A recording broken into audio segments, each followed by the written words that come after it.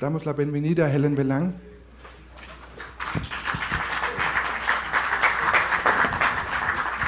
Helen Belang es doctora, es profesora de estudios urbanos y urbanismo en la Universidad de Quebec en Montreal, entonces viene de Canadá. Sus intereses de investigación incluyen la relación recíproca entre ser humano y el entorno físico, la gentrificación, el aburguesamiento y los impactos de la revitalización urbana en la dinámica social residencial. Ella investiga actualmente los modos de apropiación de los espacios públicos en los vecindarios en procesos de gentrificación en la ciudad de Montreal y otros casos como en los centros históricos de Puebla y en México. Bueno, damos la bienvenida y muchas gracias por venir. Muchas gracias, Christophe. Quisiera agradecer la organización de este evento y la institución para darme la oportunidad de presentar mi proyecto de investigación. Bueno.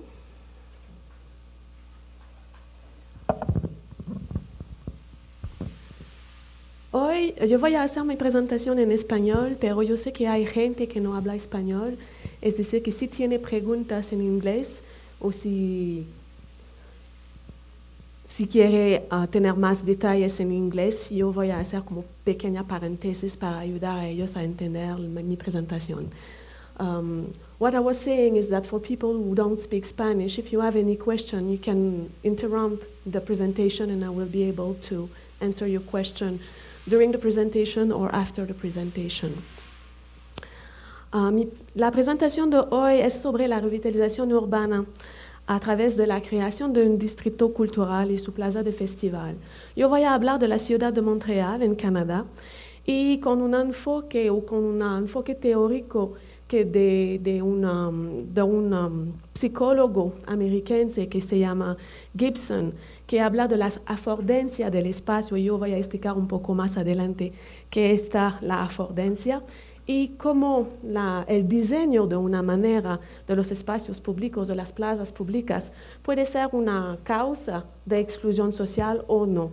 Es decir, que de una manera indirecta yo voy a hablar del diseño inclusivo.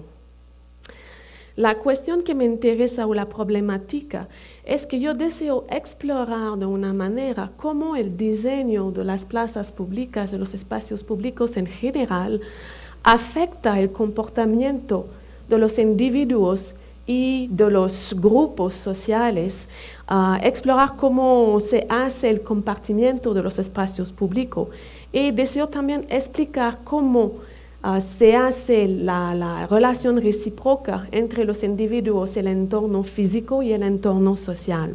Es el objetivo muy general de mi programa de investigación. Voy a concentrarme hoy en un caso específico que es más sobre el diseño de una plaza específica en un distrito cultural. Lo que estamos viviendo en la mayoría de las ciudades es que las autoridades, los actores tratan de revitalizar la ciudad, los espacios públicos, de crear nuevos espacios para atraer nueva gente, inversión privadas, para regenerar de una manera la ciudad, para crear empleos, para dar medio de vida que sean muy interesantes para la gente, para atraer el turismo, etcétera, etcétera. Esos objetivos de los actores públicos y privados se pueden encontrar en todas las partes del mundo. Hay muchas maneras diferentes de hacerlo. Una manera que se puede hacer es, unos investigadores hablan de la imagineering, es decir, que es como de una manera hay una relación con el marketing, es decir, que vamos a crear o construir una imagen positiva de un lugar para atraer a esta gente y atraer la inversión privada.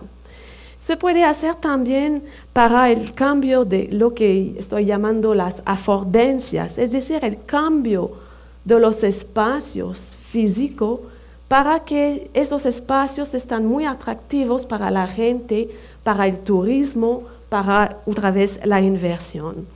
Es decir, que se puede cambiar de una manera a través de la publicidad, pero también a través de pequeñas intervenciones en el espacios físicos.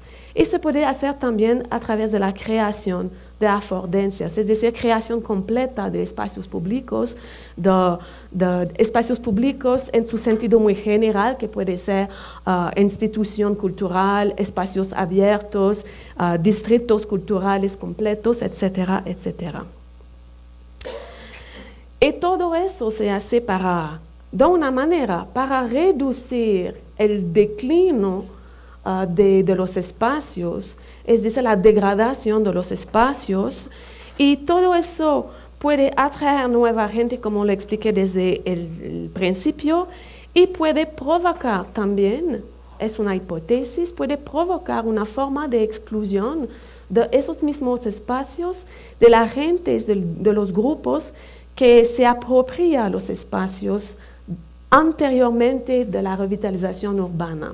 Lo que estoy diciendo es que de una manera la revitalización podría ser una manera de excluir a la gente, pero no tengo una percepción negativa como tal de la revitalización. No estoy haciendo como una evaluación muy negativa de todos los proyectos de revitalización, pero me pregunto si hay impactos que podrían ser negativos por algunas personas, algunos grupos de la sociedad civil.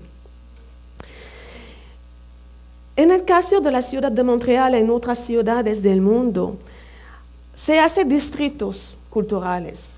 Es una receta que se aplica en muchos lugares. Es decir, que vamos a hacer, como le decimos en inglés, branding the spectacle.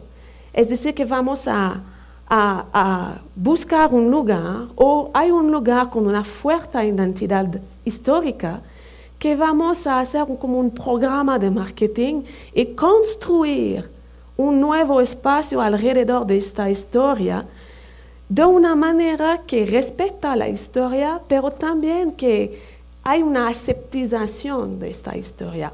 Y es lo que se pasa en la ciudad de Montreal. El distrito cultural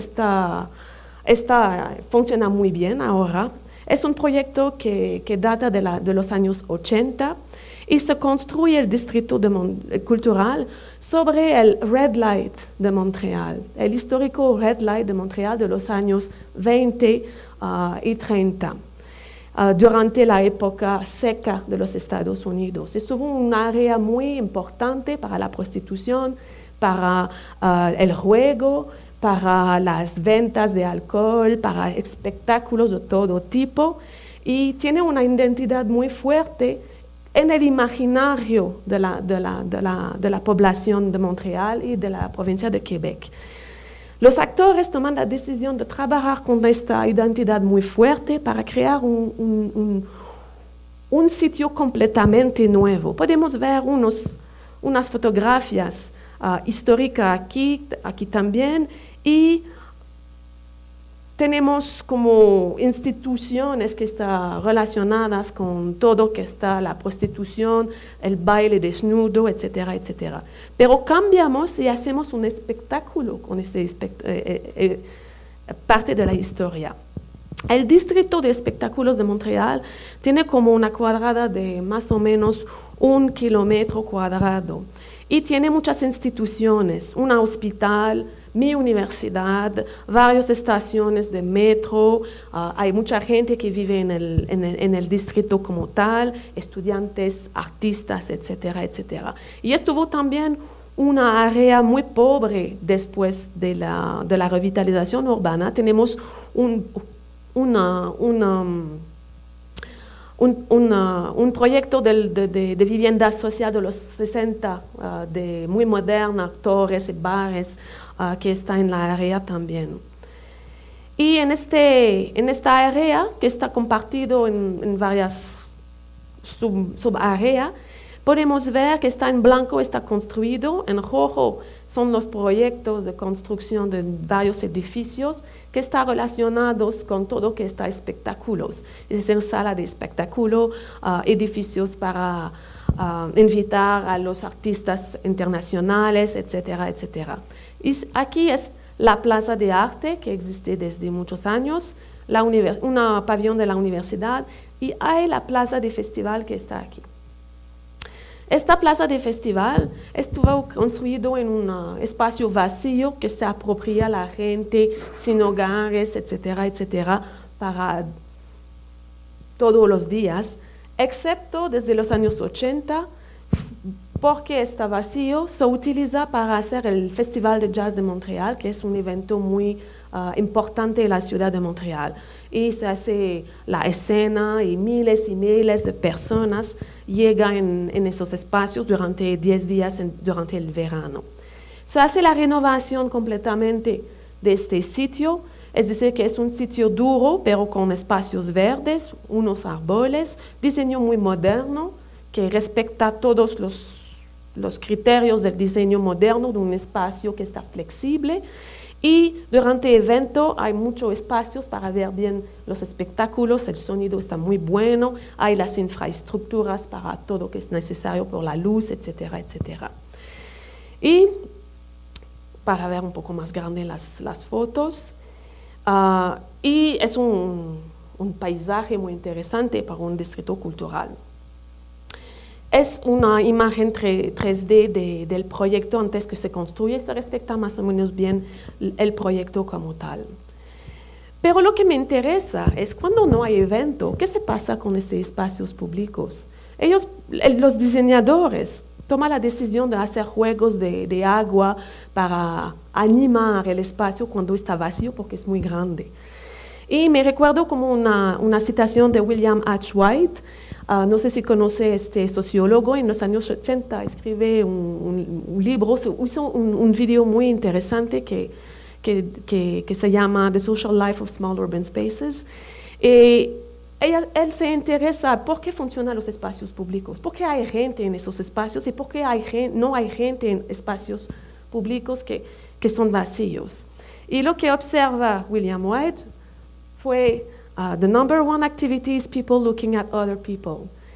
Es decir, que interesa a la gente es ver a otra gente en los espacios públicos. Es el deporte público de los espacios públicos, de las plazas públicas.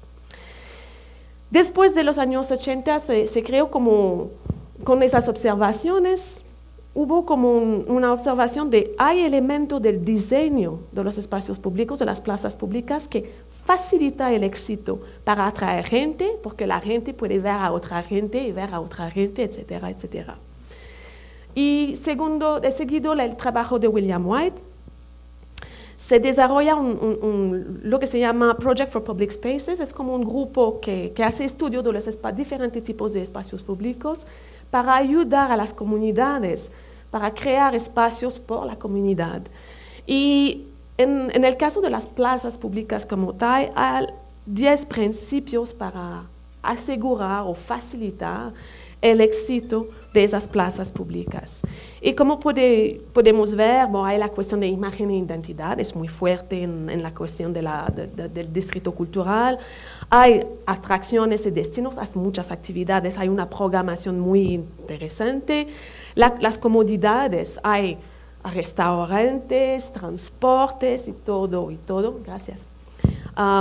Diseño flexible, muy flexible, actividades todo el año. Tenemos un invierno con mucha nieve.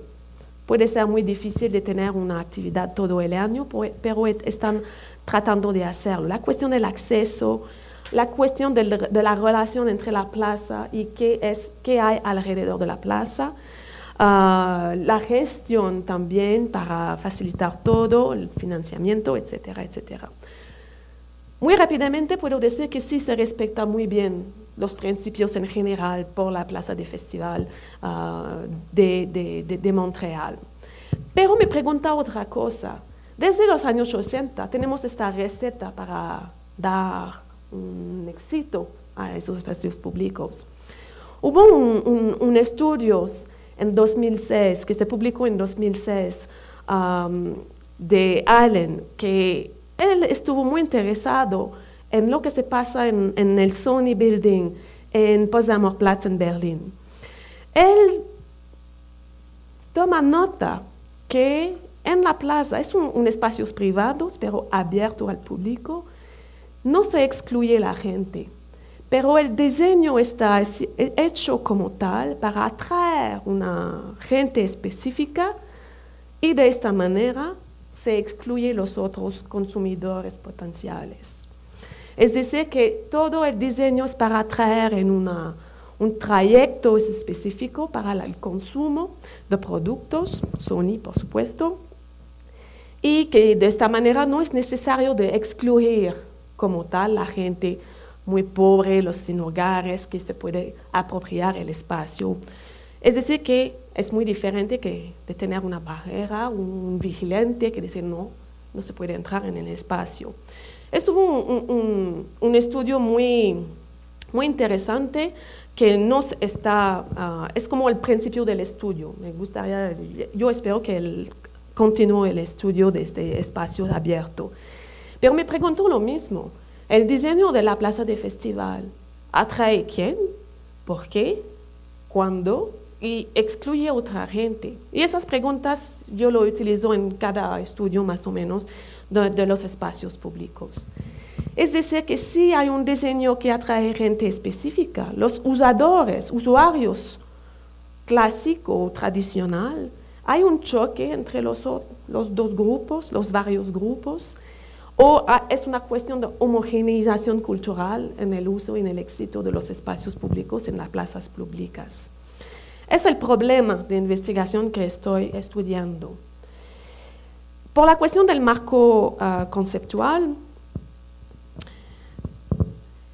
es relacionado a todo que está, cómo atraer los nuevos usuarios o residentes, porque no es solamente la cuestión de atraer usuarios, pero al final que los proyectos de revitalización tienen como una cadena de efecto que cambia también los espacios residenciales que están en el entorno de los espacios públicos. Lo que me interesa de una manera es cómo se comparte los espacios públicos, cómo se usa los espacios públicos y las plazas públicas, y en este caso la plaza de festival, cómo la gente se apropia, es decir, qué hace en el espacio público, cómo se territorializa todo esto. Hay un choque entre los grupos, se ignora, hay un grupo que invade un territorio del otro, y cómo todo esto afecta a la identidad del lugar.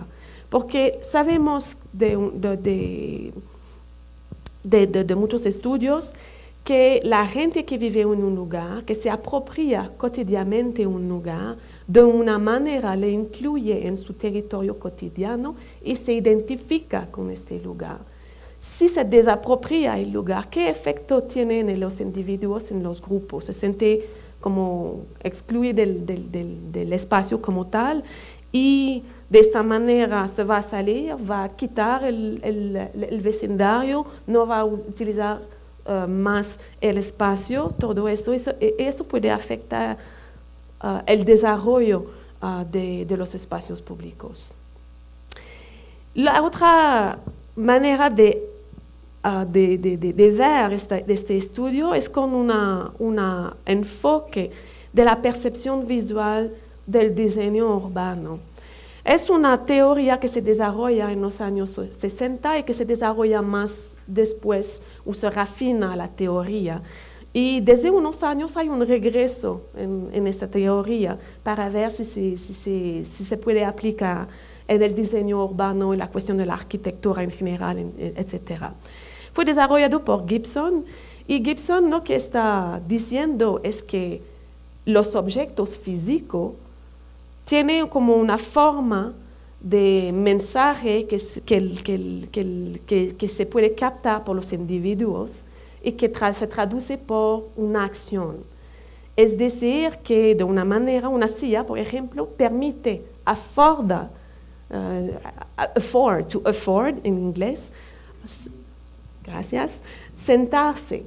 Es decir, que todos los elementos, el diseño de los elementos físicos podría tener una influencia sobre el comportamiento.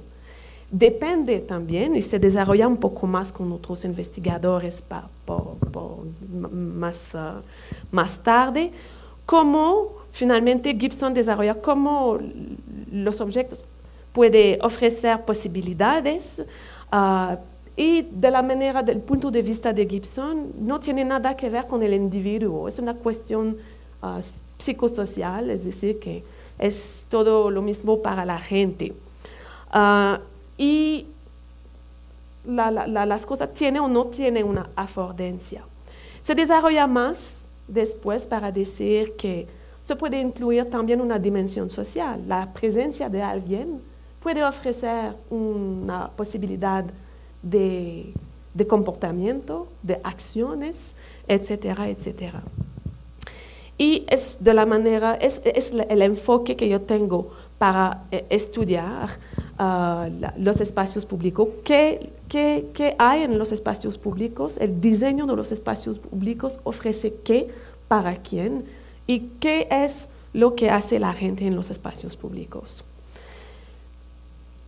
Más adelante, lo que podemos decir es si el diseño atrae un grupo de consumidores, decimos así, específico, la gente que normalmente utiliza los espacios públicos puede ver como una amenaza.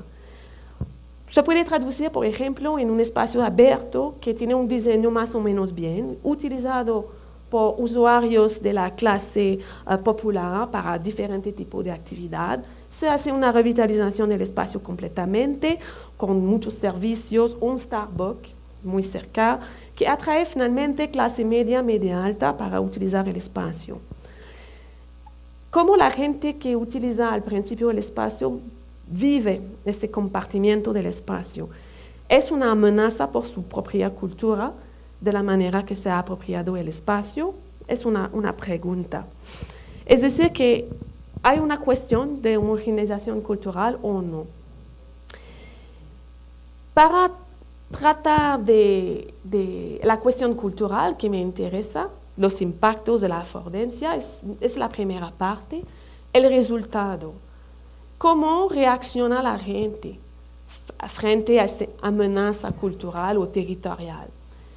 Y todo eso es ligado al cómo podemos ver la cultura. Cuando hacemos una acción en los espacios públicos para el diseño, tenemos, porque somos individuos, somos grupos sociales, estereotipos positivos sobre la cultura y estereotipos muy negativos que podemos tener sobre grupos sociales, pero esos grupos pueden ser muy anclados en el espacio. ¿Cómo van a vivir el compartimiento o la amenaza cultural?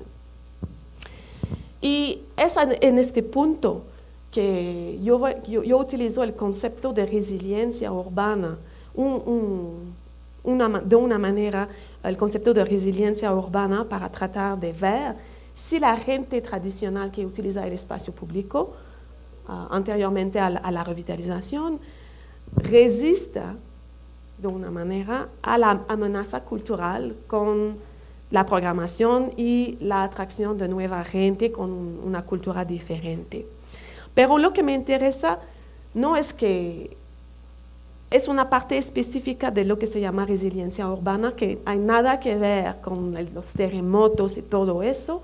Es más una dimensión ética de la resiliencia que se desarrolla por Vandenberg en 2004, que llama la prestige resilience. Es decir, que es ligado a la resiliencia cultural, cómo la cultura afecta a la resiliencia y cómo los individuos y los grupos perciben su propia cultura al frente a la amenaza de la otra cultura.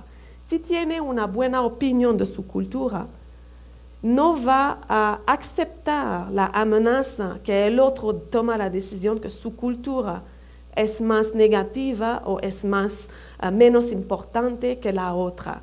Si puede resistir esta tensión de la evaluación entre las dos culturas, dos o más, va a tener la posibilidad de conservar su propia identidad y, de mi punto de vista, si el resultado es que hay una resiliencia, un prestige resilience en los espacios públicos que está revitalizado, para mí es un éxito completo. Es decir, que se puede compartir los espacios públicos, que podemos atraer una nueva gente, nuevos usuarios con una cultura diferente, pero no es una homogenización.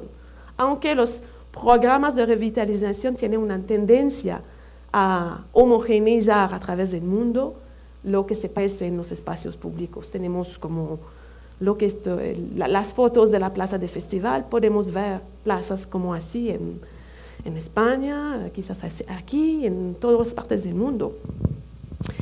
Es decir, que no va a tener aunque hay una amenaza, hay un resultado muy positivo. Y esto es lo que estoy buscando en el caso de la ciudad de Montreal, y en otros casos también estoy empezando en la ciudad de Puebla, aquí muy cerca. Por supuesto, si estoy buscando una percepción visual, cómo la percepción visual influye el comportamiento, la metodología tiene un enfoque cualitativo. Es decir, que tenemos que ver cómo la gente percibe, usa el espacio público, cómo lo vive, y hay varias etapas que estamos haciendo en este proyecto. La primera etapa tiene la primera etapa yo voy a platicar después. Solamente para decir que la idea de estudiar más, con un enfoque más teórico, la cuestión de la apropiación del espacio público tiene una fuente en el trabajo de William White con su película de The Social Life of Small Urban Spaces en los años 80. Él ha filmado durante días y días el uso de los espacios públicos para explicar cómo funciona, cuáles son los aspectos del diseño que funciona y atrae a la gente. Y él ha empezado con la Plaza Seagram en Nueva York. Es decir, que uso la video para observar lo que se pasa en los espacios públicos. En mi universidad, usar la video tiene una cuestión ética muy fuerte. Es muy difícil usar la video, pero estamos en el procedimiento para tener la certificación ética para reproducir más o menos lo que hizo William White en los años 80. Lo que podemos ver en su video es todo, cosas muy indiscretas que no se puede presentar ahora en los videos. Es decir, que tomamos la decisión porque tengo ya la certificación ética para hacer observación directa y tomar foto, que yo voy a enseñar a ustedes un poco más adelante. Es decir, que el paso 1 fue de estudiar un poco el diseño de la plaza, porque no hay, aunque está terminado la construcción, no hay un plano que existe muy preciso. No hay, pero no es posible tener una copia del plano.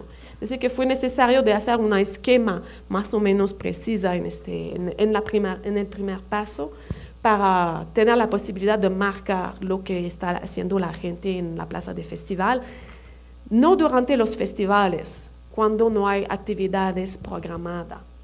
Los festivales ya tenemos una otra etapa, un otro paso que vamos a hacer.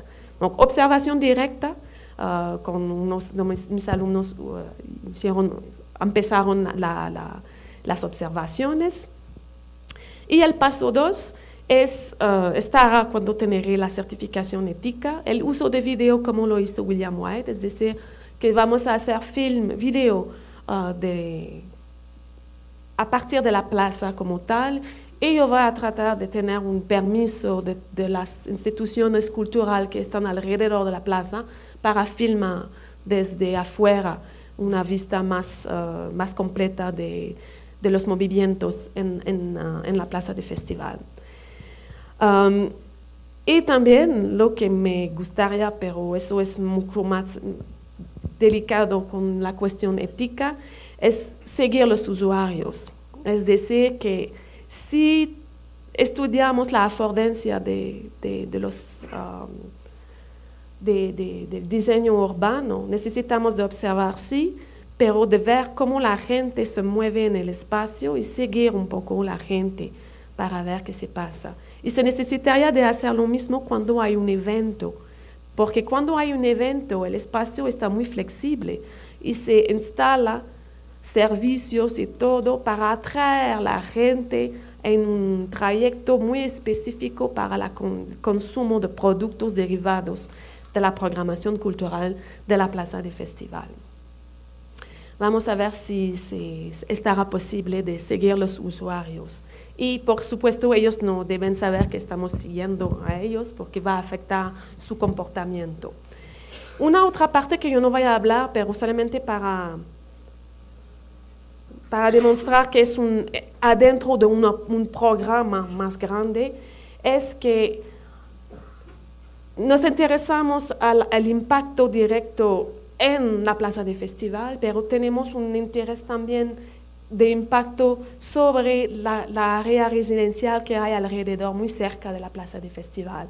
Y estamos haciendo una investigación fenomenológica sobre el significado del lugar para ver si la atracción de mucha gente afecta el sentido de pertenencia en el vecindario y si de una manera afecta de la manera que los residentes se apropian el espacio o si finalmente su apropiación ha cambiado y que su vida cotidiana se hace afuera de este espacio.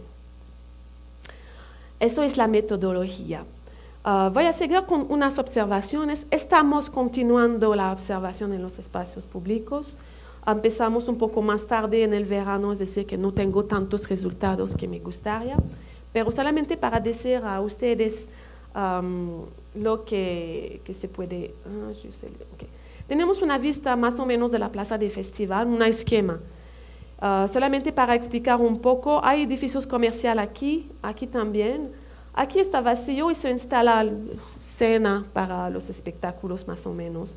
Hay el Museo de Arte Moderna aquí, arte contemporánea, y aquí son como cubos de vidrio donde hay restaurantes que son muy famosos. Hay calle que se cierra cuando hay eventos, juegos de agua, áreas verdes y todo eso. Y lo que podemos observar es que hay más o menos 3 áreas de actividades. La primera aquí, que está menos utilizada cuando no hay eventos, porque hay espacios vacíos aquí, y es más una área de tránsito, lo que podemos observar. Aquí es muy famoso por los juegos de agua, que atrae mucha la gente, y muchos los niños con los papás, que juegan en el agua. Juega también aquí, pero este juego de agua es más famoso por los niños. Y esta zona se hace es como un auditorio, más o menos. Es decir, que cuando hay actividades de pequeñas escalas que toma lugar aquí, o también podría ser como eventos que no están previstos por las administraciones, y que un guitarrista va, juega y la gente se va a sentar en las escalas, etc. Y eso es una área por supuesto, cuando no está cerrada la calle que pasan los coches, pero se hace también otras actividades aquí. A ver, yo voy aquí. Empezamos. Del punto de vista donde hay la escena, podemos ver que hay muchos espacios por la gente. Los edificios que hay aquí, no podemos ver, hay un otro edificio aquí. Se utiliza también como una pantalla para hacer proyecciones, es decir, que todo está pensado para las actividades culturales.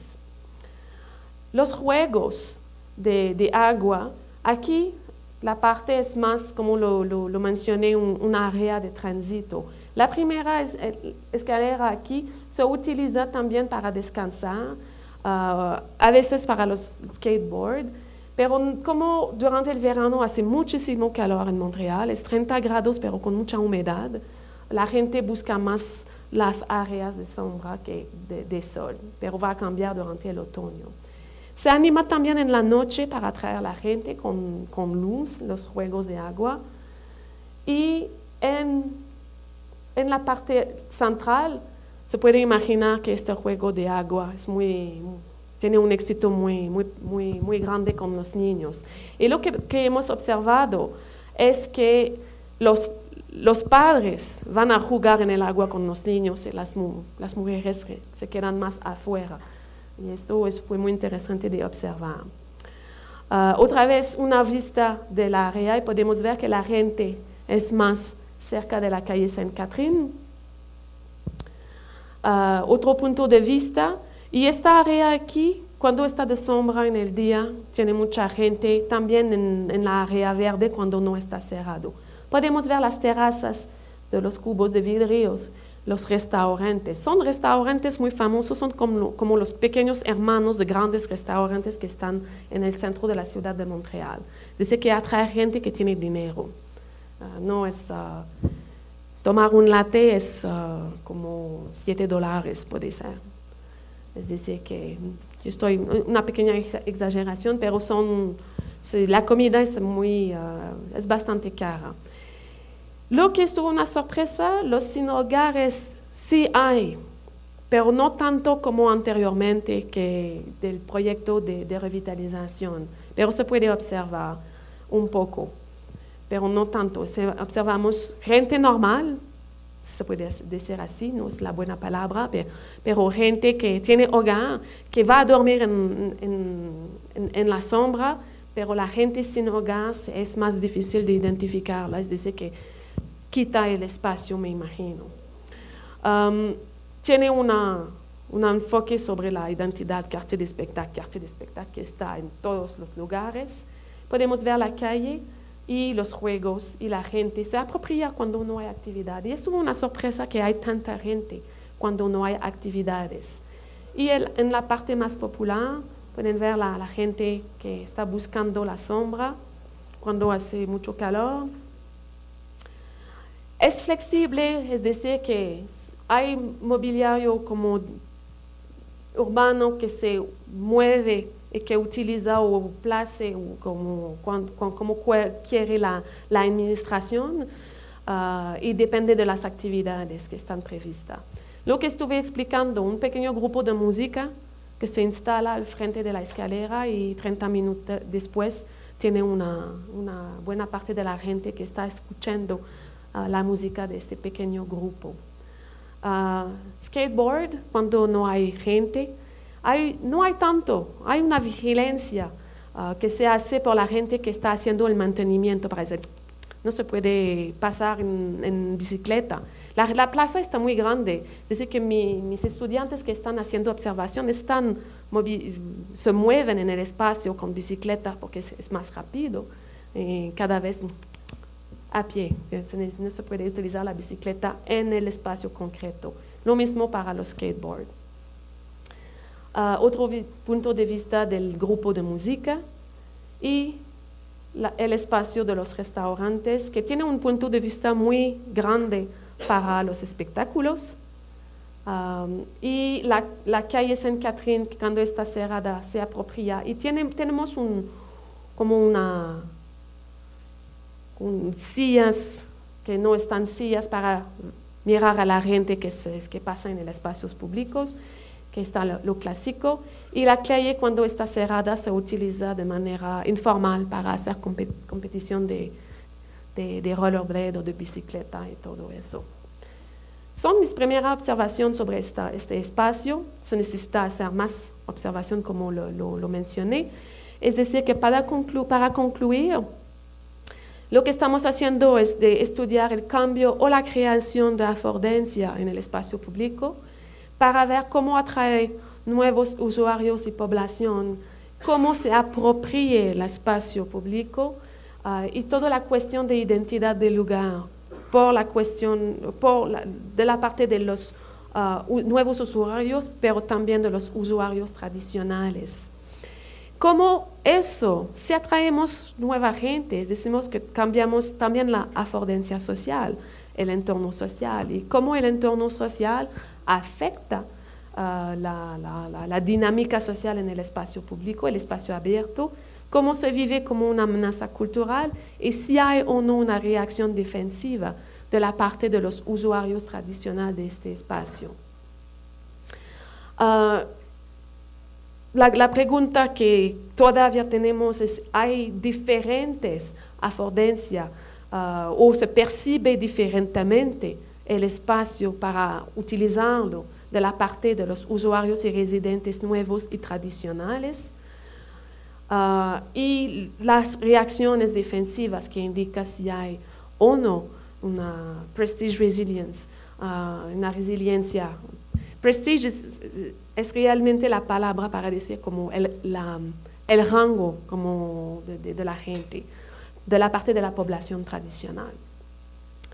Bueno, yo creo que esto fue mi presentación. Muchas gracias.